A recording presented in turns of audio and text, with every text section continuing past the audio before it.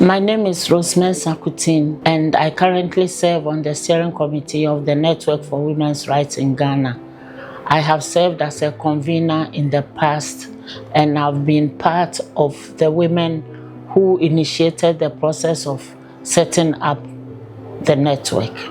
We felt that women across Africa had been very active in trying to make their voices heard and also to organize a movement that will look at issues of policy and how women's work and women's contributions are influenced by the policies that are in place. And so we conducted a research on the institutions that had been established to look at issues of concern to women at the policy level. In Ghana, we had the National Council on Women and Development, and it has evolved over the years to become the Ministry of Women, Children and Social Protection. So at the time, that was mainly before the Beijing conference, we felt the need to examine how these institutions have fared over the years. And in Ghana, we concentrated on looking at the National Council on Women and Development and how it had been able to respond to the needs and concerns of women.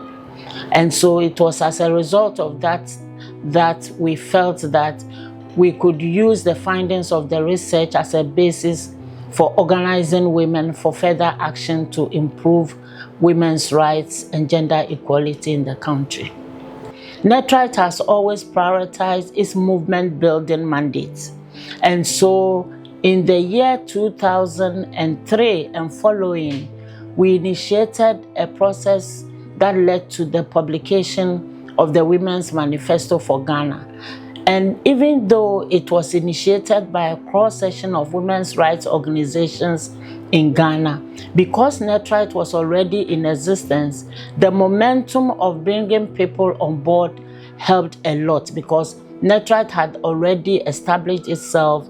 There were a number of organizations that were showing great interest in the policy work of NETRIGHT. So NETRIGHT became the site for organization, the site for making sure that other organizations across the country, especially those that were operating at the regional and district levels, came on board. So it became a huge initiative that led to the formation of the Coalition on the Women's Manifesto. And today, the Women's Manifesto Coalition is hosted by Abantu for Development, and we are currently publishing the 3rd edition of the document, which has mainly sought to identify a range of issues that women consider to be priority for them and how government is being requested to implement these policies for the benefit of women. I think we are recognized as credible, we are recognized as persistent, we are recognized as knowledgeable, and we are also recognized as bringing something to the table that did not exist before. It has also energized other women's rights organizations, because if you have a big network like NETRIGHT, then everybody who is a member recognizes that they must be accountable to other women wherever they are and the issues that are of concern to them. So we have grown as the women's rights movement in Ghana since the period that we set up until now, when we are in our 25th year.